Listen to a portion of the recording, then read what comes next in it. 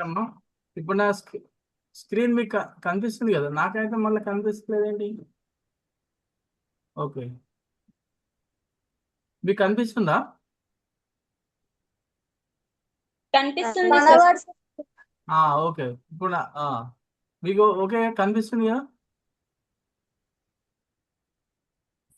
దీన్ని జూమ్ చేస్తా, ఇప్పుడు జూమ్ చేస్తే కనిపిస్తుందా మంచిగా? కనిపిస్తుంది సార్. ఎక్కువ అయిందా లేకపోతే మామూలు యావరేజ్ ఉందా? చూడండి ఒకసారి లేదు జూమ్. సార్, ఓకే, బానే ఉంది ఓకేనా? సార్. ఓకేనా? Okay sir. Okay. So today we are going to discuss about the Aristotle. We know the significance of Aristotle. Aristotle అనగానే మనకి కంపల్సరీ ఒకటి రెండు క్వశ్చన్లు అయినా కంపల్సరీ వచ్చేటువంటి అవకాశం ఉంటుంది.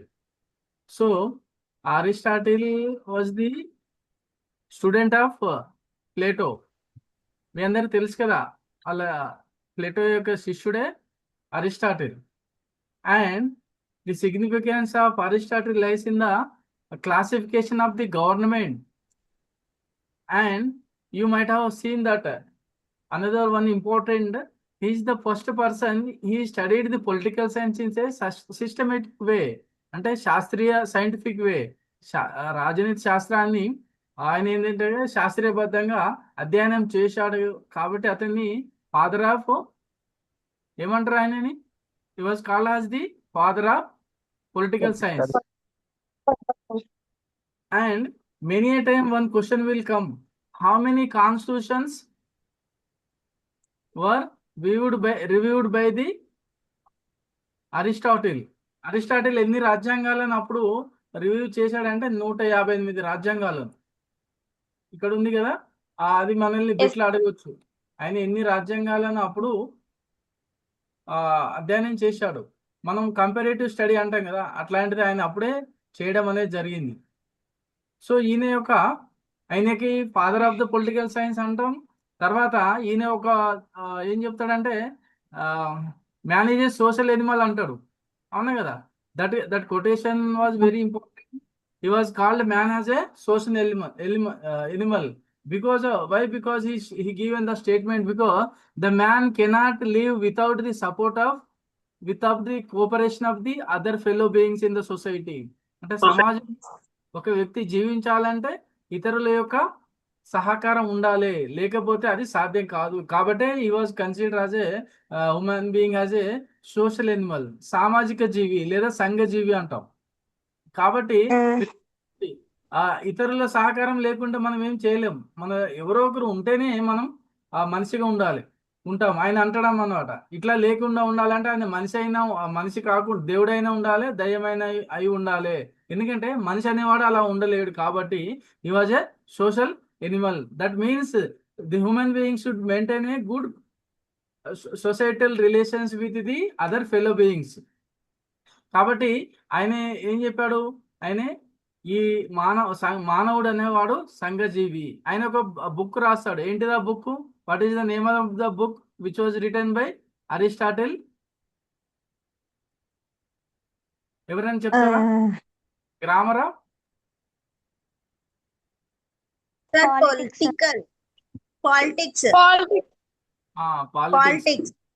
పాలిటిక్స్ అనేది ఈయన రాసినటువంటి గ్రంథం. ఇంకొకటి గ్రామర్ ఆఫ్ పాలిటిక్స్ అని ఒకరు రాశారు. ఎవరు రాశారు? HA Laski. Grammar of politics అనేది కూడా మనకు అప్పుడప్పుడు మ్యాచింగ్ లో వస్తాయి. పాలిటిక్స్ అనేది రాసింది అరిస్టాటిల్. అయితే ఈయనే రాజ్యాంగాలను ప్రభుత్వ ఇలా ఇవన్నీ చెప్పిన తర్వాత ఆయన ఏమంటాడంటే, he was believed in analyzing of the 158 constitutional histories అన్నమాట. ఆ రాజ్యాంగాలను అధ్యయనం చేసి అప్పటికి సమకాలీన పరిస్థితులు కావలసినటువంటి ఒక శాస్త్రీయబద్ధమైనటువంటి అధ్యయనాన్ని చేసి అప్పుడు ఒక కొత్త నూతన ఒరవడిని has created a new trend. ఆయన ఎక్కడ పుట్టాడమ్మాయి? Athens. And he was Aristotle was initially that existed in the Greek city states of government. అంటే అప్పుడు గ్రీకు నగర రాజ్యాలు అనేవి చిన్న చిన్న రాజ్యాలు వాటిని ఆయన ఆధారంగా చేసుకుని అక్కడ ఈ రాజనీతి శాస్త్రాన్ని అధ్యయనం చేసి దాన్ని ఒక శాస్త్రీయ దృక్పథాన్ని తీసుకురావడం అనేది మనం గుర్తుపెట్టుకోవాలి. ఓకేనా? ఈ రాజ్యాంగాల వర్గీకరణ ఎలా జరిగిందంటే వాటి యొక్క నేచర్ మీద ఆధారపడి జరుగుతుందంట. అంటే నంబర్ ఆఫ్ ఇండివిజువల్స్, అంటే ఎంతమంది రూల్ చేస్తారో దాన్ని బేస్ చేసుకొని ప్రభుత్వ వర్గీకరణ అనేది జరిగింది. And ruler number of rulers and ruled, అంటే పాలితుడికి మధ్య ఉన్న సంబంధాన్ని బేస్ చేసుకొని పరిపాలన అనే రాజ్యాంగాన్ని వర్గీకరణ చేయడం జరిగింది. ఇక్కడ చూడండి, ఇక్కడ కులంకషంగా అనేది జరిగింది. ఇక్కడ ఇంట్రెస్ట్ ని అంటే ప్రయోజనాన్ని ఆధారంగా చేసుకొని ఆ ప్రభుత్వ రూపాన్ని ఆయనే ఏం చేశాడు, వర్గీకరించడం జరిగింది. అంటే ఇక్కడ public interest, self interest. Public interest ఎక్కువ ఉంది అనుకోండి, దాన్ని ఏ రకమైన గవర్నమెంట్ అన్నాడు ఆయనే, మోనార్కీ. ఓకేనామా? ఓకే. అంటే పాలకుడు ఎంత ఉంటాడు, only one ruler will be there and that ruler will give more importance to the public interest. అంటే ప్రజల సంక్షేమం కోసము ఎక్కువ ప్రాధాన్యత ఇచ్చేటువంటి రూపాన్ని ఈ మోనార్కీ అంటాం. ఇక్కడ పాలకుడు ఒక్కడే ఉంటాడు. దీనికి వికృత రూపం ఏంటంటే ఇక్కడ ఏముంటుంది, సెల్ఫిష్ ఇంట్రెస్ట్ ఎక్కువ ఉంటుంది. ఇక్కడేమో సంఘానికి ప్రజల సంక్షేమం ఎక్కువ ఇస్తే ఇక్కడేమి సెల్ఫిష్ ఇంట్రెస్ట్, అంటే వెస్టి ప్రయోజనం. ఇక్కడ సంఘ ప్రయోజనం ఉంటే ఇక్కడ వెస్టి ప్రయోజనం. ఆ వెస్టి ప్రయోజనానికి ఎక్కువ ప్రాధాన్యత ఇచ్చే రూపాన్ని, ఆ ప్రభుత్వ రూపాన్ని ఏమంటాం, నియంతృత్వ ప్రభుత్వం. దాన్ని ఇంగ్లీష్ లో టైరానీ అంటాం. పాలకుడు ఒక్కడే ఉంటాడు. పాలకుడు ఒక్కడే అయినప్పటికీ కూడా ప్రజల యొక్క సంక్షేమానికి ఎక్కువ ప్రాధాన్యత ఇస్తే మనం ఏమంటున్నాం, మోనార్కీ అంటున్నాం. లేదా నియంతృత్వ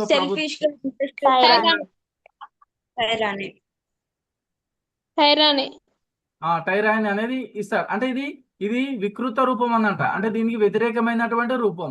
ఇది మంచిని కోరుకుంటే, ఇదేమో వ్యక్తిగత ప్రయోజనాన్ని కోరుకుంటుంది. This is it reflects the entire interest of the people. The common people interest will be given more priority in the monarchy type of government, where the tyranny type of government will give more importance to his individual selfish benefits. This is one type of classification. And another important, the base is one ruler. ఇక్కడ దీనికి ప్రభుత్వ ఈ వర్గీకరణ ఆధారం ఏంటంటే ఒక్క వ్యక్తే దీనికి మూలము. ఇక్కడ వేరే వ్యక్తులు ఉండరు. అంటే అప్పుడు మనం రాజు అని చెప్పుకోవచ్చు. ఇక్కడ కొద్ది మంది, తర్వాత ఏమైంది, కొద్ది మందిని ఆధారంగా చేసుకొని మళ్ళీ ఆయనే ప్రభుత్వాన్ని వర్గీకరణ చేశాడు. అంటే based on the 5 rulers. The public interest is the same and the self interest will be same. So here the 5 people, they will give more importance to the public interest or public grievances. Such kind of government is called aristocracy. అష్టజనుల పాలన అంటాం మనం, అష్టజన పాలన అంటాం తెలుగులో. అయితే ఇక్కడ ఆ పాలనకు మూలం ఏంటంటే కొద్ది మంది పాలకులు ఉంటారు. ఆ కొద్ది మంది పాలకుడు ఉండేటువంటి ప్రభుత్వ రూపాన్ని అరిస్టోక్రసీ అంటాం. ఇక్కడ ప్రజలు ఎక్కువ ప్రాధాన్యత ఇస్తుంది. ఇక్కడ ఈ పాలకులు కూడా ఎక్కువ ప్రయోజనాన్ని ప్రజలకు ఇస్తారు, ప్రాధాన్యత ఇస్తారు. దీనికి వ్యతిరేకమైనది ఏంటంటే అల్పజన పాలన. దీని వికృత రూపం ఇక్కడ oligarchy అంటాం ఇంగ్లీష్ లో. This oligarchy form of government will give more importance to the individual persons. That gives more importance to the individuals rather than public interest. అంటే వెస్టి ప్రయోజనానికి ఇది ఆలిగార్కీ అనేది. ఇప్పుడు మనకి రేపు క్వశ్చన్ ఏం రావచ్చు, ఈ కింది ప్రభుత్వ రూపాలలో వ్యక్తి ప్రయోజనానికి ఎక్కువ ప్రాధాన్యత ఇచ్చేటువంటి ప్రభుత్వం గుర్తించండి, ప్రభుత్వ రూపాన్ని గుర్తించండి అకార్డింగ్ టు అరిస్టాటిల్ అని అన్నప్పుడు మనం వీటిని గుర్తించుకోవాలి. ఓకేనా అమ్మ? ఒక్కరే ఉంటే మోనార్కీ, టైరానీ అంటాం. ఇద్దరు కొద్ది మంది ఉంటే అరిస్టోక్రసీ, ఆలిగార్కీ అంటాం. చాలా మంది ఉంటే దాన్ని ఏమంటాం, మెనీ కాన్స్టిట్యూషనల్ డెమోక్రసీ. అంటే రాజ్యాంగబద్ధ ప్రజాస్వామ్యము. ఇక్కడ ఎక్కువ మంది ప్రాధాన్యత అనేది ప్రజలకు ఇవ్వడం జరుగుతుంది. ఇక్కడ పాలకులు ఎక్కువ మంది ప్రజలకు యొక్క ప్రాధాన్యత ఇవ్వడం జరుగుతుంది. ఇక్కడ డెమోక్రసీ ఉంది, కాన్స్టిట్యూషనల్ డెమోక్రసీ ఉంది. ఆయన ఉద్దేశంలో డెమోక్రసీకి పెద్ద ప్రాధాన్యత ఇవ్వడు. ఎందుకంటే ఇక్కడ సెల్ఫిష్ ప్రయోజనాలే ఎక్కువగా ఉంటాయి. ఇక్కడ కాన్స్టిట్యూషనల్ డెమోక్రసీకి ఆయన ఎక్కువ ప్రాధాన్యత ఇచ్చాడు. అంటే ఎక్కువ మంది ఉంటారు, ఇక్కడ ప్రజల ప్రయోజనం ఎక్కువగా ఉంది కాబట్టి కాన్స్టిట్యూషనల్ డెమోక్రసీ అనేది ఉంటుంది. ఆయన ఉద్దేశంలో మనం ఇప్పుడు డెమోక్రసీ అనేది చాలా ప్రాధాన్యత ఉన్నటువంటి అంశం. కానీ అప్పటి కాలంలో ఏంటంటే democracy is nothing but A head counting, అంటే తలను చూసి లెక్కించేటువంటి అంశం కాబట్టి ఇక్కడ పెద్ద ప్రయోజనం అనేది ఉండదని ఆయన అనుకుంటాడు అనమాట. ఎందుకన్నాడంటే ఎక్కువ మంది ఉండడం వల్ల ఏమైతుంది, ఎవరు డిసిషన్ తీసుకోవాలనేది కన్ఫ్యూజన్ ఏర్పడుతుంది అనేది ఒక ఉద్దేశంతో ఆయన ఆ అభిప్రాయాన్ని తెలియడం జరిగింది. This is the 3 type of government, and again based on the interest, totally he has classified 6 type of government. So he has given more importance to the constitutional democracy. ఇది మనం గుర్తుపెట్టుకోవాలి. ఎన్ని రకాల ప్రభుత్వాలు వర్గీకరణ చేశారు, దేన్ని బేస్ చేసుకుని అంటే సంఖ్యను, పరిపాలించేటువంటి వ్యక్తుల యొక్క సంఖ్యను ఆధారంగా చేసుకుని ఆయన ప్రభుత్వ రూపాలను వర్గీకరణ చేయడం జరిగింది అనేది మనం గుర్తుపెట్టుకోవాలి. సార్ ఒక హెల్ప్ సార్, చెప్పండి. ఆఫ్టర్ క్లాస్ అయిపోయినాక కొన్ని పీడిఎఫ్ గ్రూప్ లో సెండ్ చేయండి సార్, అంటే ఎప్పటికప్పుడు ప్రిపేర్ అవ్వడానికి చూసుకోవడానికి. నేను మీకు క్వశ్చన్స్ కూడా పెడతామా, ఓకేనా? Okay sir. Okay. So this is the form of government. Now ఆయన ఏం చెప్తున్నాడంటే ఇక్కడ మీనింగ్ చూస్తున్నాం మనం. పర్వర్టెడ్ ఫామ్ అంటే వికృత రూపం. ఇప్పుడు మనం ఇక్కడ చెప్పుకున్నాం కదా, అరిస్టోక్రసీ, కాన్స్టిట్యూషనల్ డెమోక్రసీ, మోనార్కీ, అదేమో సకృత రూపం అయితే దానికి వికృత రూపం అనేది వేరే ఫామ్, దాన్నే మనం ఇప్పుడు అంటున్నాం. If the rule is by few, it would be aristocracy in అనే ideal form of government, or oligarchy in the perverted form. అంటే ఇది వికృత రూపం. ఇది అరిస్టోక్రసీ అనేది ఆదర్శమైన రూపవంతమైనటువంటి ప్రభుత్వ రూపం అయితే దానికి వికృత రూపమే ఆలిగార్కీ. ఇందులో వ్యక్తి ప్రయోజనం అనేది ఉంటుంది అన్నమాట. ఎక్కువ వ్యక్తికి ప్రయోజనం ఇస్తారు. ఇప్పుడు సపోజ్ ఎవరైనా ఒక పాలకుడు ఉన్నారు అనుకోండి, ఆయనని మనం మంచోడు అన్నాను ఎప్పుడు అంటామంటే ప్రజల కోసం ఎక్కువ. ఉదాహరణకి ఇప్పుడు నరేంద్ర మోడీ కానీ రేవంత్ రెడ్డి గారు ఉన్నారు, వాళ్ళు ప్రజల కోసం మంచి పాలన చేస్తే అందరూ మెచ్చుకుంటారు. అట్లా కాకుండా ప్రజల సమస్యల్ని పక్కన పెట్టేసి ప్రభుత్వ ధనాన్ని కానీ వాళ్ళ ప్రయోజనాన్ని కానీ పట్టించుకోకుండా వీళ్ళే ఎక్కువ ప్రయోజనాలు పొందారు అనుకోండి, వాళ్ళ ఫ్యామిలీకే వాళ్ళకే ఎక్కువ ప్రయోజనం ఇచ్చుకున్నారు అనుకోండి, అప్పుడు ప్రభుత్వం ఏమంటారు వీళ్ళని? This is not a good kind of administration. He is not a good ruler. Why? Because he has not given more importance to the grievances of the common man. అందుకే రూలర్ అనేవాడు ఎలా ఉండాలి? ప్రజల సమస్యలను, ప్రజల యొక్క సాధక బాధకాలను ఎప్పుడు తీర్చి వాళ్ళకి ఎప్పుడు భరోసా కల్పించాలి. అలాంటి పాలకుడే నిజమైన మంచి పాలకుడిగా సమాజంలో ప్రజల నుండి మన్నలను పొందుతాడు. అందుకే మనం చూడండి, కౌటిల్యుడు కూడా మనకు అర్థశాస్త్రం రాస్తాడు కదా. కౌటిల్యుడు అర్థశాస్త్రంలో ప్రధానంగా ఉండేటువంటి అంశం ఏంటమ్మాయి అంట, అందులో ఆర్థికంగా మనకు కనబడుతున్న అర్థం అని, కానీ దానిలో ఉన్నటువంటి అంశాలన్నీ కూడా ఎక్కువగా రాజకీయ సంబంధించినటువంటి అంశాలు. అయితే అక్కడ ఆయన రాజుకు ఒక సలహా ఇస్తాడు.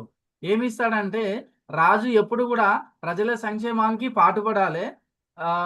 రాజు ప్రజలను తన కన్నబిడ్డల వల్లే చూసుకోవాలి, వాళ్ళ సంక్షేమానికి పాటుపడాలి. ఎందుకంటే అలా చేయకపోతే ప్రజలలో రాజు పైన ఉన్నటువంటి విశ్వాసం, the ruler may lose his confidence if he not giving more treating the ruling class, that means the people they may lose in confidence of the ruling.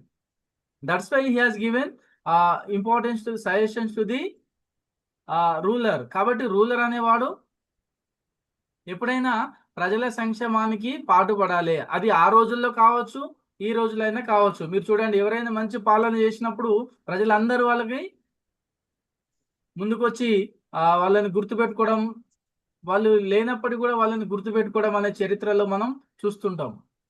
So అదేవిధంగా మెనీ పీపుల్ ఇక్కడ మనం చెప్పుకున్నట్టు it would be polity if the ruler is by many, అంటే పాలన అనేవి చాలా మందితో ఉంటాయి. It will be consider as a polity or a constitutional government.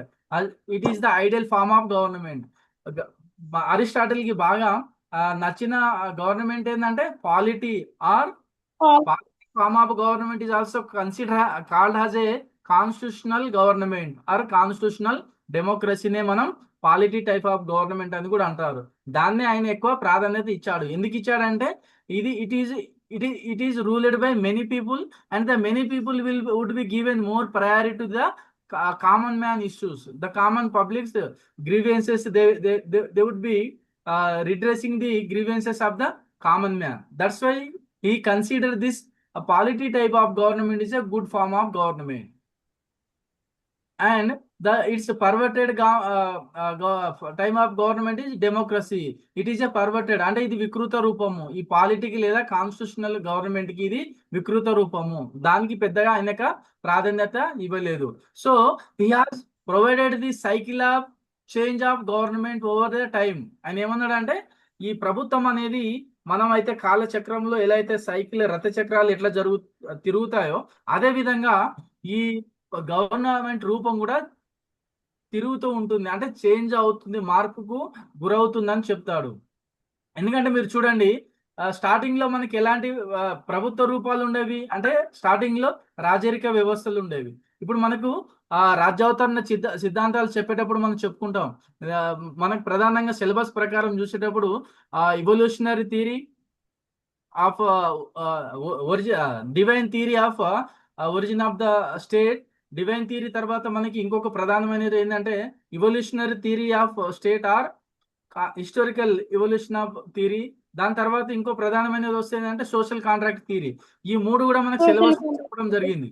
So ఇందులో ఈ సోషల్ కాంట్రాక్ట్ థియరీ అనేది చాలా ప్రాధాన్యత ఉన్నటువంటి అంశం. ఎందుకంటే పాలకుడికి పాలితుడికి మధ్య జరిగిన ఒప్పందం అది ఎలా జరిగింది, ఆ ఒప్పంద ఒడబడిక ఫలితంగా పాలకుడు ఎలా ఆవిర్భవించాడని చెప్పడం జరుగుతుంది. మనం తర్వాత చెప్పుకుందాం. అయితే ఇక్కడ ఉద్దేశం ఏంటంటే the first form of government kingship అంటే రాజరిక వ్యవస్థ. తర్వాత కాలక్రమంలో అది ఏమైందంటే ఆ గవర్నమెంట్ ఏమైంది, స్టార్టింగ్ లో రాజరిక వ్యవస్థలో ఉన్నటువంటి గవర్నమెంట్ తర్వాత ఏమైందంటే నియంతృత్వ ప్రభుత్వంగా నియంతృత్వ గవర్నమెంట్ గా మారింది. మీరు ఇప్పుడు చూడండి పాలకులు స్టార్టింగ్ లో కొంతమంది బాగానే ఉంటారు, కానీ ఇన్ ద లాంగ్ రన్ తర్వాత ఏమైతుంది ఆ మనిషికి కొన్ని కోరికలు లేదా ఆశ పుట్టుకోవడం వల్ల ధన ఆశ కావచ్చు ఏమన్నా, దానివల్ల ఏమవుతుంది వాళ్ళు నియంతలుగా మారిపోతారు, ప్రజల సంక్షేమాన్ని పక్కన పెట్టడం అనేది జరుగుతుంది. కాబట్టి ఇక్కడ కూడా స్టార్టింగ్ లో రాజరిక వ్యవస్థ నియంతృత్వ ప్రభుత్వ రూపంగా ధరించడానికి కారణం ఏంటంటే ఈ కాలక్రమంలో వచ్చినటువంటి మార్పులు అని చెప్తారు అనమాట. So he has provided the cycle of change of government over a time అంటే కాలానుగుణంగా ఈ ప్రభుత్వ మార్పు అనేది ఒక చక్రం రూపంలో ఎలా జరుగుతుంది, కాలం రూపంలో కాలానుగుణంగా ప్రభుత్వ రూపాలు అనేవి మారుతూ ఉంటాయని చెప్పడం అనేది మనకు ఇక్కడ జరిగింది. సో ఇక్కడ అదే విధంగా మనం దీనిలో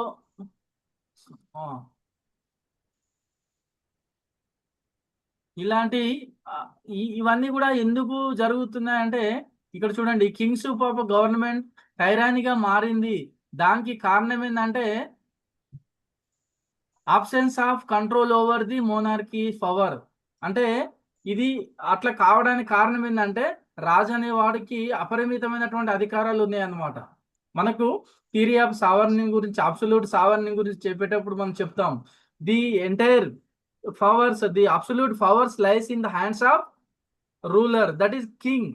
అందుకే కింగ్ తలుచుకుంటే ఏదైనా జరుగుతుంది, రాజు తలుచుకుంటే జరగనటువంటిది ఏమీ లేదు అనే ఒక సామెత కూడా మనకు వింటూ ఉంటాం. ఎందుకంటే ఇప్పుడు మనం కానీ రాజరిక వ్యవస్థలో ఆ పరిస్థితి ఉంది కదా, ఇప్పుడు మన పరిస్థితులు అలా ఉందా? లేదు. పాలకుడు ఏమైనా రాజ్యాంగానికి కట్టుబడి పనిచేయాలి. అందుకే ఇప్పుడు ఉన్నటువంటి ప్రభుత్వాలు అన్ని కూడా ఏ రకమైన ప్రభుత్వాలు?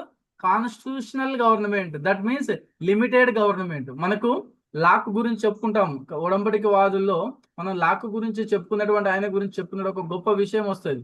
ఆ గొప్ప పాయింట్ ఏంటంటే the first person, the first liberal thinker who advocated the first term, the term that is limited government.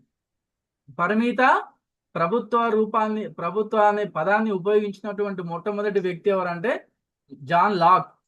అంటే అక్కడ లిమిటెడ్ గవర్నమెంట్ అనేది చాలా బ్రాడర్ సెన్స్ లో ఆయన చెప్పడం జరిగింది. అంటే ప్రభుత్వ అధికారాలు అనేవి, గవర్నమెంట్ యొక్క అధికారాలు అనేవి రాజ్యాంగబద్ధంగా ప్రజల సమ్మతితో నిర్వహించబడాలి. అంతేకాని విచ్చలవిడిగా ఇష్టం ఉన్నట్టుగా they should not utilized in a discriminator way. They should be given in a proper way. They should be constitutional limitation. There should be a constitutional limitation. మనకి ఇప్పుడు కాన్స్టిట్యూషన్ లేదనుకోండి, ఇప్పుడు ఉన్నటువంటి పాలకులు కావచ్చు, ఎక్కడైనా చూడండి, పాలకులు అన్న కూడా వాళ్ళ ఇష్టం ఉన్నట్టు వాళ్ళ ఇష్టానుసారంగా పరిపాలన చేసేటువంటి అధికారం ఉంటుంది. కానీ ఇప్పుడు రాజ్యాంగం ఒకటి ఉంది. ఇప్పుడు మనం చూడండి, వెహికల్ చాలా వేగంగా పరిగెత్తుతున్నప్పుడు రోడ్డు మీద మనకు స్పీడ్ బ్రేకర్ అనేది ఉంటుంది. ఆ స్పీడ్ బ్రేకర్ లేకపోతే ఏమవుతుంది? ఆ వ్యక్తి వేరే వాళ్ళ ప్రాణాన్ని తీయొచ్చు, ఆ వేగంగా వచ్చేటువంటి వ్యక్తి, లేదా అతని ప్రాణాన్ని అతను కూడా తీసుకోవచ్చు. కానీ ఒక స్పీడ్ బ్రేకరు అంటే ఇక్కడ రాజ్యాంగం ఎలా ఉంటుందంటే ఒక నియంత్రించేటువంటి వ్యవస్థ. కాబట్టి అది ఏం చేస్తుంది? పాలకుడు ఎలా ఉండాలి, ఎంతవరకు తన అధికారాలను చెలాయించాలి అంటే the organs of the government అంటాం కదా. లెజిస్లేచర్ అంటే పార్లమెంటు, ఎగ్జిక్యూటివ్ అంటే ప్రభుత్వము, జుడిషియరీ అంటే న్యాయ వ్యవస్థ. ఈ మూడింటిని మనం ఏమంటాం? Organs of the government. These 3 organs of the government should work according to the constitution. That is that's why it is called constitutional government. అంటే రాజ్యాంగబద్ధటువంటి కాన్స్టిట్యూషనలిజం అనేది చాలా ఇంపార్టెంట్. ఇప్పుడు మోడర్న్ గవర్నమెంట్స్ అన్ని కూడా రాజ్యాంగానికి కనుసన్నల్లోనే పనిచేయడం జరుగుతుంది. అంటే రాజ్యాంగాన్ని కట్టుబడి పనిచేయడం అనేది జరుగుతుంది. అందుకే మనం రూల్ ఆఫ్ లా అని కూడా చదువుకుంటాం. ఫండమెంటల్ రైట్స్ చదివేటప్పుడు ఆర్టికల్ 14 నుండి 18 చెప్తాయి రూల్ ఆఫ్ లా. 14 మనకు చెప్తాయి కదా, సమానత్వ న్యాయం. అంటే everybody all are equal in the eyes of law. ఇది ప్రభుత్వ రూపాల గురించి చెప్పడం జరిగింది. సో ఇక్కడ ఆయనే కాన్సెప్ట్ ఆఫ్ మిక్స్డ్ కాన్స్టిట్యూషన్ కూడా ఆయన చెప్పడం జరిగింది. ఎందుకంటే అక్కడ the idea of golden mean to create stability. దాని ఉద్దేశం ఏంటంటే ప్రభుత్వం అనేది స్థిరంగా ఉండాలి. ఇప్పుడు ప్రభుత్వం అనేది అస్థిరంగా ఉన్నా అనుకోండి, ఏమైపోతుంది? పరిపాలన అనేది సక్రమంగా జరగడమే కాకుండా అక్కడ ప్రజలలో అభివృద్ధి అనేది చోటు చేసుకోదన్నమాట. అభివృద్ధి అనేది జరగదు. దాని ఫలితంగా ప్రజలలో అభయం అనేది అంటే అస్థిరత్వము, భయాందోళనకు గురవడం అనేది జరుగుతుంది. అందుకే స్టేబుల్ గవర్నమెంట్ అనేది ఇంపార్టెంట్ అని చెప్పడం జరిగింది. He has return his ethics అనే బుక్ లో ఏం చెప్తాడు? Golden means a middle path which means virtue lies between 2 extremes. అంటే ఈ 2 ప్రభుత్వ రూపాల మధ్యస్థం ఉన్నటువంటి ఆ ప్రభుత్వాన్ని మిక్స్డ్ కాన్స్టిట్యూషనల్ గవర్నమెంట్ కావాలి, దాన్ని గోల్డెన్ మీన్ అనే ఒక ప్రతిపాదన తీసుకురావడం జరిగింది. ఎందులో అది ఎథిక్స్ అనే బుక్ లో చెప్పడం అనేది జరిగింది మనకి. సో ఇక్కడ ఇవన్నీ ఇప్పుడు నేను చెప్పినటువంటి ప్రభుత్వ రూపాలు ఇవి. దానికి వ్యతిరేకమైన రూపాలు.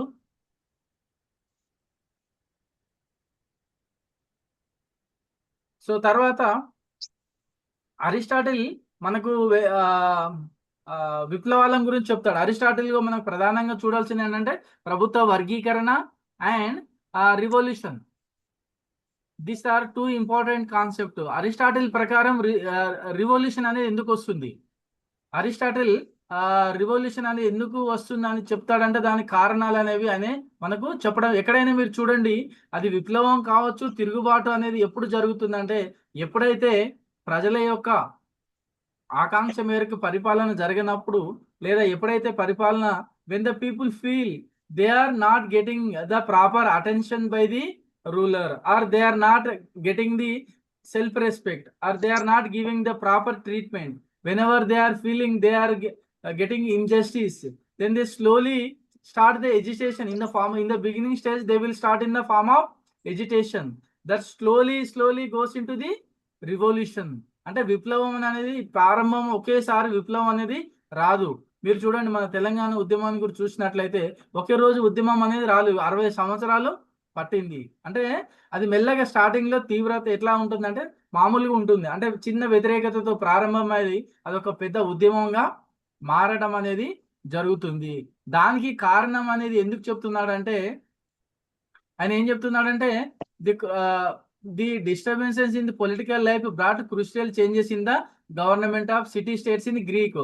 ఎందుకంటే ఆయన ఉన్నటువంటి కాలం అంతా గ్రీకు నగర రాజ్యాలు, అక్కడ ఉన్నటువంటి స్టేట్స్ ను, అక్కడ ఉన్నటువంటి అంశాలను దృష్టిలో పెట్టుకొని ఆయన రెండు రకాలుగా చెప్తాడు. ఆయన పర్టికులర్ ఏం చెప్పాడంటే, conducting the divine democratic aristocrats monarchs and oligarchs. వీళ్ళు ఏం చేస్తారంటే, వీళ్ళు వాళ్ళలో కొంచెం మనస్పర్ధలు అలాంటివి రావడం అనేది కూడా ప్రధానంగా జరుగుతుందని చెప్తున్నాడు. తర్వాత the treatise on the philosophical basis of the good and stable government, ఇవి చెప్తున్నాడు. తర్వాత వాట్ ఈజ్ రివల్యూషన్ అనేది ఆయన చెప్తున్నాడు అనమాట. ఇక్కడ ఏంటంటే, ఈ పెనీ change occurs in the existing system or constitution of the state, it means revolution. అంటే ఇప్పుడు ఉన్నటువంటి పరిస్థితుల్లో ఏదైనా చేంజ్ అనేది వస్తుంది అనుకో, అంటే ఇప్పుడు ఉన్నటువంటి వ్యవస్థకు వ్యతిరేకంగా మార్పు కావాలని వచ్చేటువంటి దానిని నేనేమంటున్నాడంటే, the any change occurs in the existing system or constitution of the state, it means revolution. ఇది అది విప్లవం అని చెప్తున్నాడు. ఎందుకు వస్తుందంటే, it is a practical manual of conduct advising the democrats, aristocrats and monarchs and oligarchs, even tyrants how to keep themself in power. అంటే వీళ్ళ మధ్యలోనే ఘర్షణ జరుగుతుంది. అంటే అధికారాన్ని ఎట్లా కట్టబెట్టుకొని ఉండాలి, అధికారాన్ని ఎట్లా చెలాయించాలి అనేది జరుగుతుంది. కాబట్టి వాళ్ళ పోరులో ఈ తిరుగుబాటు లేదా వ్యవస్థలో మార్పులు అనేవి సహజంగా చోటు చేసుకుంటాయని చెప్తున్నాడు అనమాట. ఓకే, తర్వాత ఇవన్నీ కూడా మనం అరిస్టాటిల్ ఇప్పుడు నేను చెప్పింది ఇది చేంజ్ అనేది ఏంటిది, విప్లవం అనేది ఏంది అనేది మనం ఇక్కడ చెప్పుకోవడం అనేది జరిగింది. అంటే ఎనీ చేంజ్ అనేది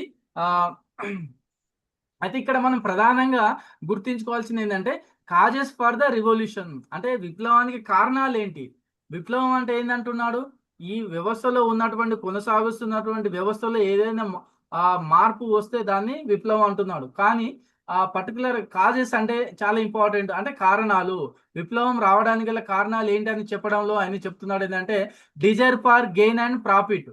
ఫస్ట్ విప్లవం రావడానికి ప్రధాన కారణం ఏంటంటే, పాలకుల్లో ఏముంటుంది, గెయిన్, అంటే నేను లబ్ధి పొందాలి, నాకు ప్రయోజనం ఎక్కువ రావాలి, నా ఫ్యామిలీ మెంబర్స్కి నేను బాగా సంపాదించుకొని వెళ్ళిపోవాలి. మనం చూసుంటాం చాలా మంది వాళ్ళ ఆస్తులకు మించినటువంటి సంపదని చేకూర్చి జైలు పాలైనటువంటి ఎంతో మంది ముఖ్యమంత్రులు, ఎంతో మంది ప్రధానులు మనం చూడడం అనేది జరుగుతుంది. ఎందుకంటే that is the main reason, desire for gain and profit. లాపేక్ష, ధనాపేక్ష వల్ల ఏమవుతుందంటే, వాళ్ళు అక్కడ ప్రజలలో అసమ్మతి పెరిగి అది మెల్లగా ఎటువైపు తీసుకెళ్తుంది, రివల్యూషన్ రావడానికి కారణం జరుగుతుంది. And universal desire for honour and prestige. ఇంకోసారి విప్లవం ఎందుకు వస్తుందంటే, సహజంగా ఎవరైనా గౌరవాన్ని కోరుకుంటున్నారు, అదేవిధంగా వాళ్ళు ప్రెస్టేజ్ ప్రధానంగా ఉండాలని కోరుకుంటారు సొసైటీలో. ఎప్పుడైతే వాళ్ళకి లభించవో వాళ్ళు ఏం చేస్తారు, వాళ్ళు ఒకరిద్దరుగా గ్రూపుగా ఏర్పడి వాళ్ళు వ్యతిరేకత అనేది పాలకుడికి వ్యతిరేకంగా ఉద్యమించడం అనేది జరుగుతుంది. అందుకే ఇక్కడ చెప్తుందా, the sovereign power by an individual or group of so has to create fear and apprehension in the minds of the subject. ఇలాంటివి రాకుండా ఉండాలంటే వాళ్ళలో భయాన్ని చేకూర్చాలి, లేకపోతే ఉద్యమం అనేది వస్తుందని చెప్తున్నాడు. అంటే విప్లవం అనేది వస్తుందని చెప్తుంది. తర్వాత and priority, predominance of individual casual greet still and in the heart of the subjugated people. అంటే వ్యక్తిగత డామినేషన్ ఎక్కువగా ఉన్నప్పుడు, వాళ్ళ యొక్క లాపేక్ష ఎక్కువ ఉన్నప్పుడు ప్రజలలో ఏమవుతుంది, తిరుగుబాటు రావడానికి ఈ పాలకులే ప్రధాన కారణం అని చెప్తున్నారు. తర్వాత disappropriate creation of power and wealth in the any part of the state. అంటే మీరు ఇప్పుడు చూడండి, ఒక ప్రాంతము బాగా అభివృద్ధి చెందుతుంది, ఇంకొక ప్రాంతం బాగా అభివృద్ధి చెందదు. అందుకే చూడండి, ఇప్పుడు మనం ఆంధ్రతో కలిసి ఉన్నప్పుడు, రెండు రాష్ట్రాలుగా మనం ఉమ్మడి రాష్ట్రంగా ఉన్నప్పుడు మనం ఎందుకు విడిపోవడం జరిగిందంటే, మనకు ఉద్యోగ అవకాశాలు లేవు, ఉపాధి అవకాశాలు లేదు, సెల్ఫ్ రెస్పెక్ట్ లేదు. ఇక్కడ కూడా అవన్నీ మనకు కనబడుతున్నాయి చూడండి. అంటే disproportionate increase of power and wealth in any part of the state. అంటే ఒక సంపద అనేది ఒక చోట కేంద్రీకృతం కాకుండా చూడాలి. The ruler should take care the property or any wealth should not be located at one particular place or within the hands of few people. కొద్ది మంది చేతుల్లో కూడా అది ఉండకుండా చూడాలి, అందరి చేతుల్లో అది ఉండేటట్టుగా చూడాలి, లేకపోతే తిరుగుబాటు అనేది జరుగుతుంది. And elections intrigues and moral degradation kept off in the selection of some people. ఇవి కూడా ఎలక్షన్స్, ఆ తర్వాత ఆ మోరల్ నైతికత అనేది సక్రమంగా లేకపోవడం వల్ల కూడా సమాజంలో ఏమవుతుంది, విప్లవాలు రావడం అనేది జరుగుతుందని చెప్తున్నారు. కాబట్టి carelessness shown in the granting public officers to display citizenship, unfavouritism and show to the individualism. ఇవన్నీ కూడా కారణాలు, ఉద్యమాలు రావడానికి, విప్లవం రావడానికి కారణాలు. తర్వాత too much power concentrated in one man or class of men for political gain. కొద్ది మంది చేతుల్లో మొత్తం పవర్ కేంద్రీకృతం కావడం వల్ల కూడా ఈ ఉద్యమం అనేది రావడం అనేది జరుగుతుంది. ఇప్పుడు మీరు చూడండి, తిరుగుబాటు ఎప్పుడు వస్తుందంటే ఒక్కడే అన్ని అధికారాలు చెలాయించడం, ఆస్తులు మొత్తం ఒకటే, పవర్స్ అన్ని ఒకటి చేతిలో ఉన్నప్పుడు ఇప్పటి పరిస్థితుల్లో కూడా ఉద్యమం అనేది వస్తుందని మనం చెప్పడానికి ఇలాంటివి ఉదాహరణలు ఎన్నో ఉన్నాయి.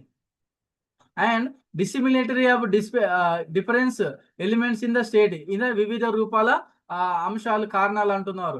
The rivalry of people in different races in the state.